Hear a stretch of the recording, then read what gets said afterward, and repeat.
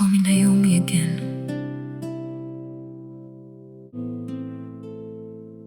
She left full and returned empty, or so she thought. But God was still writing the ending.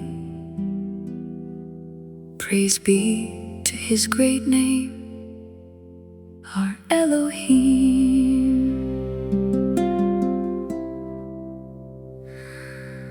The famine drove them from Bethlehem into a distant land. A husband, 2 sons beside her, holding tightly to her hand. But sorrow slowly filled the doorway. 1 grave became 3, and Naomi stood in silence, broken by misery. The road home felt so heavy, with ashes in her soul. Don't call me Naomi, that's what she said. The Almighty has dealt bitterly instead. I left with laughter, now I return with pain. The woman I once was feels buried in the rain. But God still walks beside the broken, even when hope is gone. And the hands that return empty may yet be filled before too long.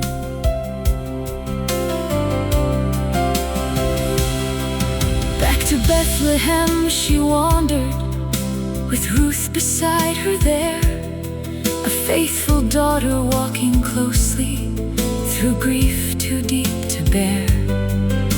The townspeople barely knew her, time had changed her eyes, but heaven still remembered Naomi, though sorrow dimmed her light. When all she saw was ruin, God was planting seeds. Don't call me Naomi, yet heaven still did. Though bitterness had covered what she hid, for God can restore laughter where tears have long remained, and hearts crushed down by suffering can rise to sing again. For every empty season, the Lord still sees it through. The same God who carried Naomi still walks beside you too.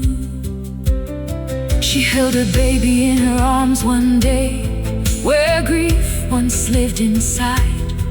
And women gathered all around her, saying, God has not left your side. The cradle rocked, the sorrow broke, mercy spoke her name. And Naomi learned that loss and love are never wasted pain. Call her Naomi, pleasant once again, for God restores the shattered hearts of men. The empty can be filled, the hopeless rise anew, and every road through suffering God can redeem for you. Though night may seem unending, morning still will come, and the God who walked with Naomi still restores the broken one. From famine to fullness, from mourning to mercy, our great Elohim never forgot her name.